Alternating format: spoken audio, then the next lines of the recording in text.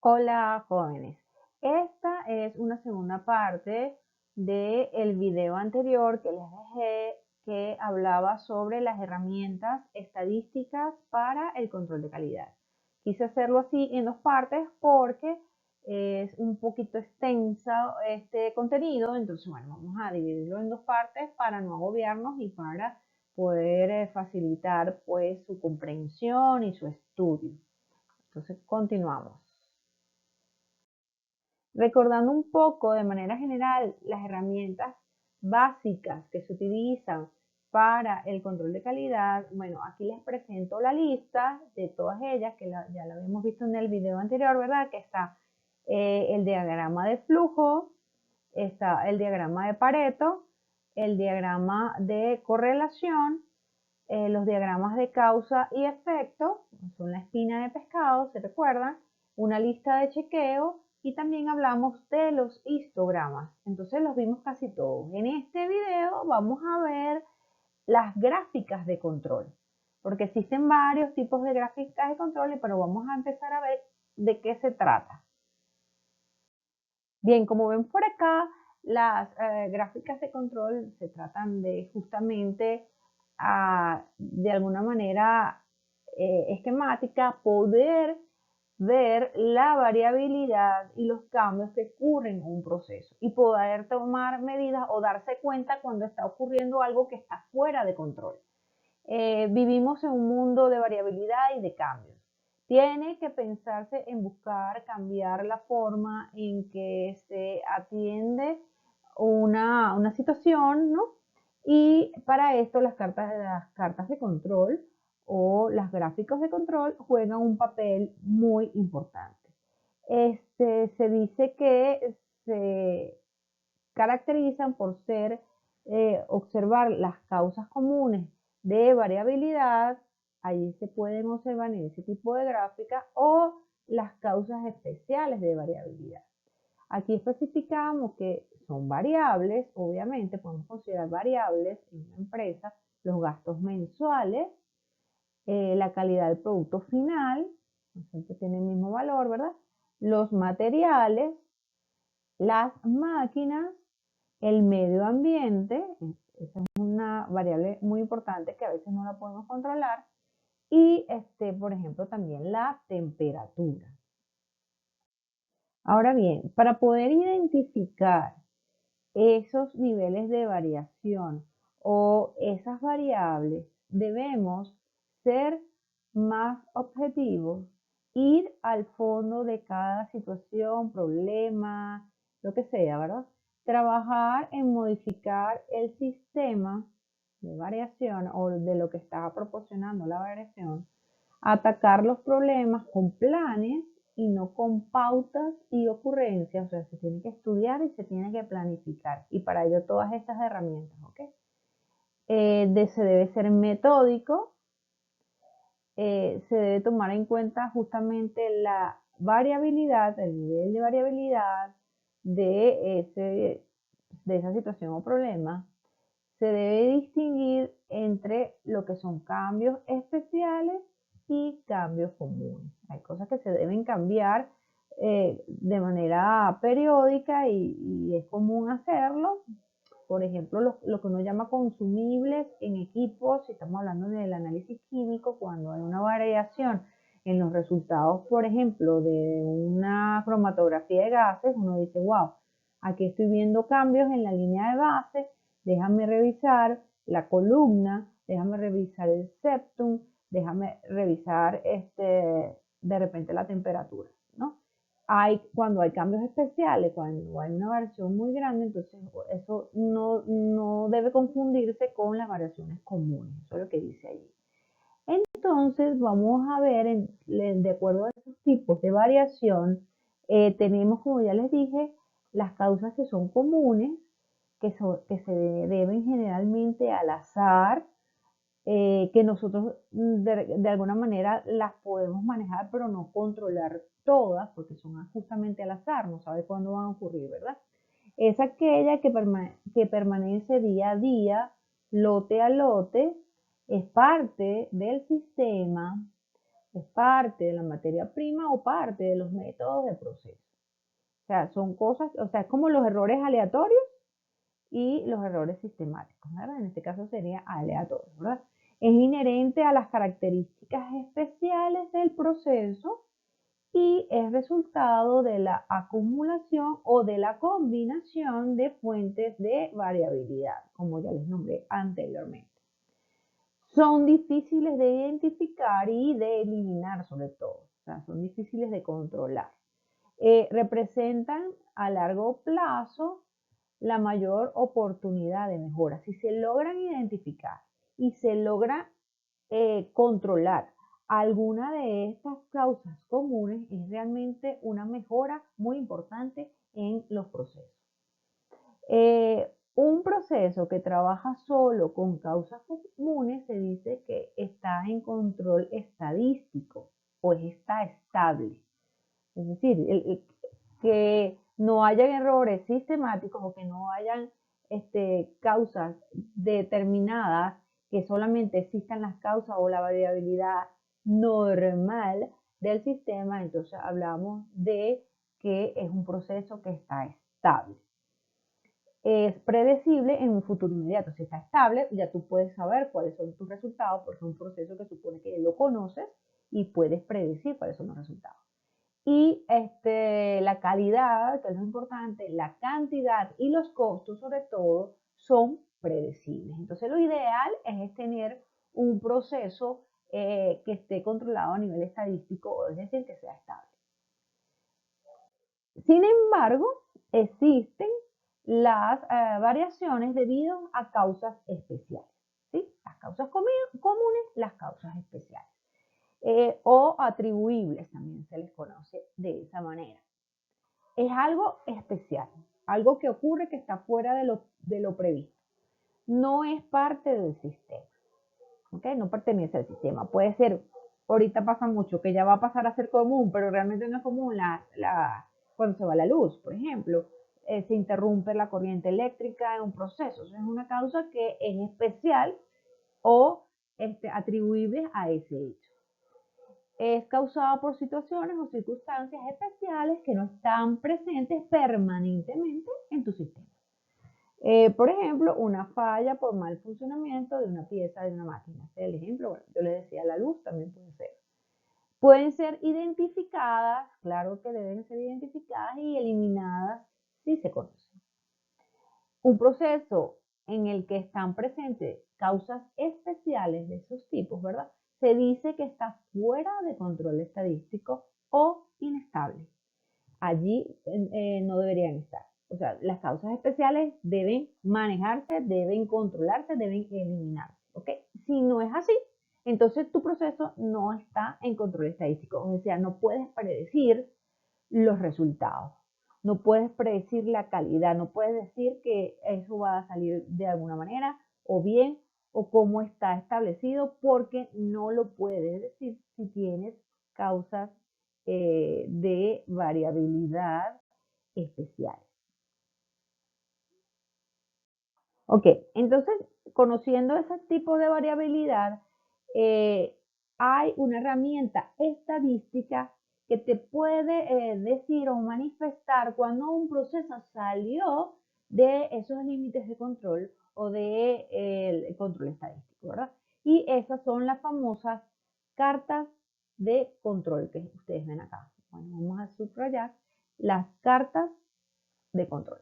Una carta de control, como ya lo dije, sirve para observar y analizar de manera gráfica el comportamiento en el tiempo de una variable específica, de un producto o de un proceso, con el fin de distribuir o de, perdón, distinguir en cuál es la variación de dicha variable debida a causas comunes o a causas especiales.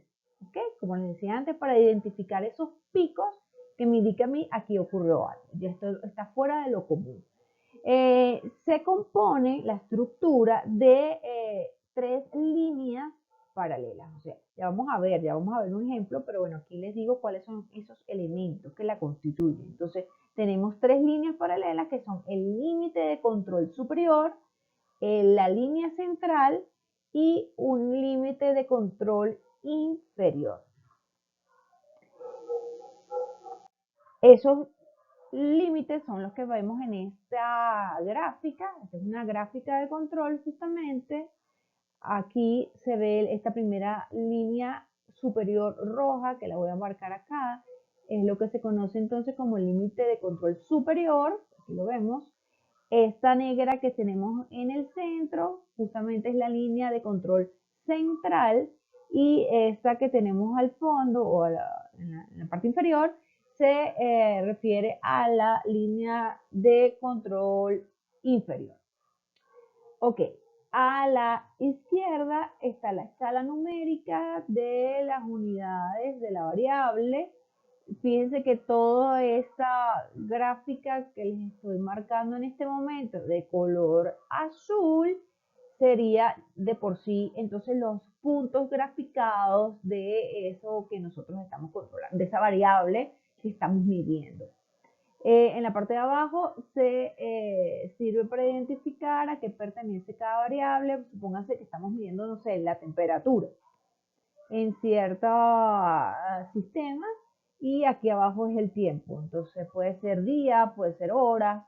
Entonces, bueno, aquí es el valor de la temperatura, aquí está. Fíjense que aquí hay un punto fuera del límite superior rojo, este que se lo estoy señalando en este momento, y se puede decir entonces que este punto está fuera de control. Igual que acá abajo, este está fuera de control inferior, está por debajo del límite inferior. Si el eje es una escala cronológica, como les decía, ¿verdad? Los puntos se unen, por eso que aquí está, los puntos están unidos a través de la línea azul, pero si no es una escala cronológica, pues generalmente no se unen. Para establecer esas líneas de superior, inferior y central, se utiliza esta ecuacióncita que está acá. El límite de control superior va a ser igual a x, donde x es el valor promedio, más 3 veces la desviación estándar de la serie de medidas. ¿Okay?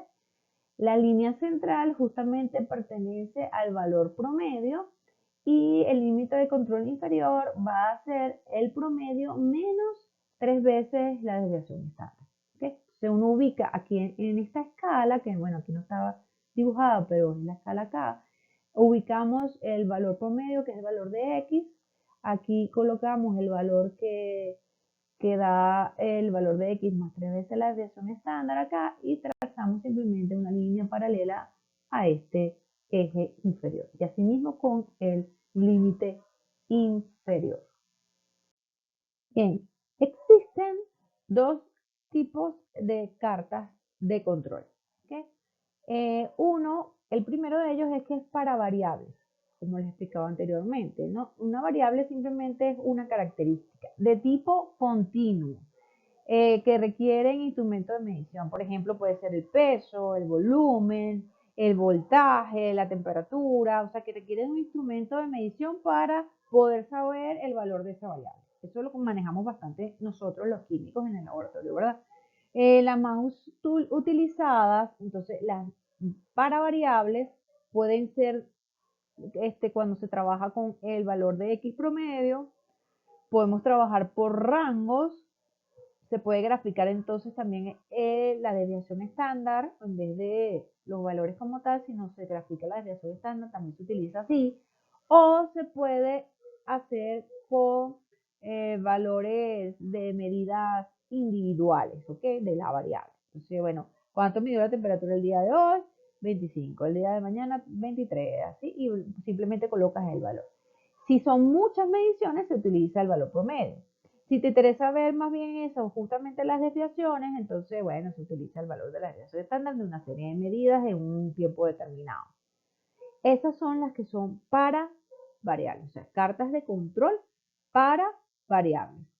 Y la otra son las cartas de control para atributos. Entonces la diferencia es que los atributos no se pueden medir con un instrumento, sino simplemente se hace de manera discreta de que existe o no existe ese valor o esa condición de calidad, se juzga como conforme o no conforme.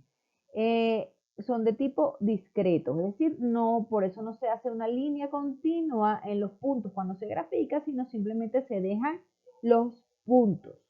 Las más usuales son las de P, que se llama proporción o fracción de artículos defectuosos, ¿sí? Entonces, bueno, ¿cuántos artículos defectuosos hay? Se va contabilizando y eso es lo que se va registrando en la carta. El número de unidades defectuosas, más o menos en el mismo sistema. C, que es el número de defectos, también se puede graficar en función a C. O también se puede utilizar la U, que es el número de defectos por unidad. Entonces, bueno, todo depende del tipo de lote, del tipo de mercancía, del tipo de empresa o del servicio del que se trata. ¿Ok? Entonces existen las de variables y la de atributos. Ambas tienen la misma función de poder ubicar cuando el sistema, mi sistema de producción o lo que sea, está fuera de control.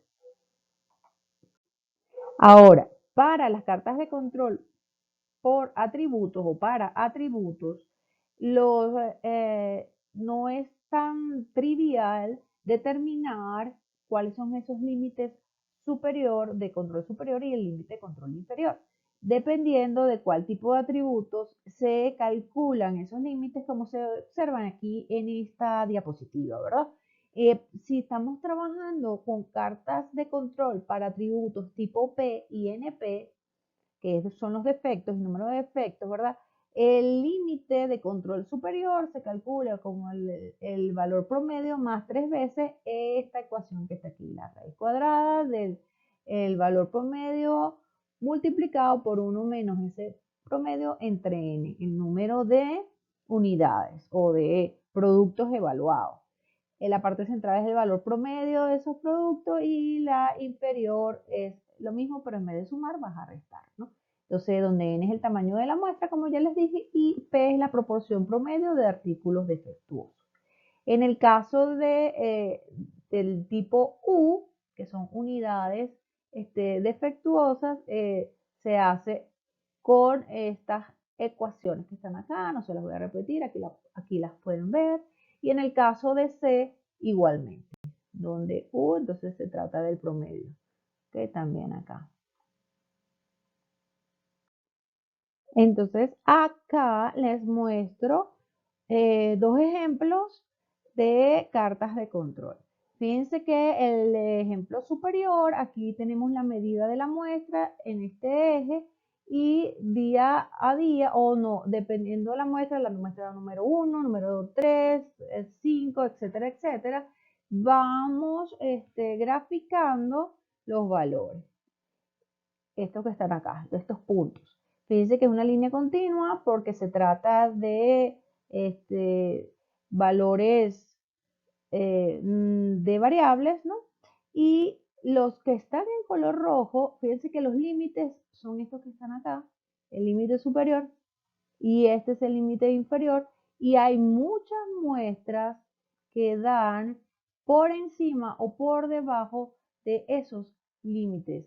Entonces, este es un proceso de estas muestras, digamos, podemos concluir que está fuera de control, o sea, que ocurrieron defectos o sucesos que no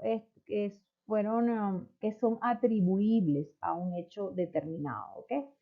Y en este otro ejemplo, que ya no es por en medida de una muestra directa, sino es por rango. Entonces, fíjense que cuando se hace por rango, estos serían los límites, que obviamente cambian, y aquí hay una sola muestra de estas, son las mismas, obviamente, es que está fuera de control. Entonces, dependiendo, con esto te quiero decir, fíjense que para las mismas muestras, pero graficada en la carta de control por medida directa del valor de la muestra o graficada por rango de muestra, ya aquí hay un solo valor que está fuera de control. El proceso entonces estadísticamente es, digamos, más estable o está estable, se puede considerar estable, salvo ese punto, que este que es un proceso que no está estadísticamente estable. Eso depende justamente, como ya lo he repetido varias veces, del tipo de proceso, de lo que a mí me conviene eh, verificar de acuerdo a los parámetros de control o de calidad que ya previamente se han establecido. Entonces, es importante tener bien definido cómo yo voy o qué atributos o qué tipo de carta de control voy a utilizar.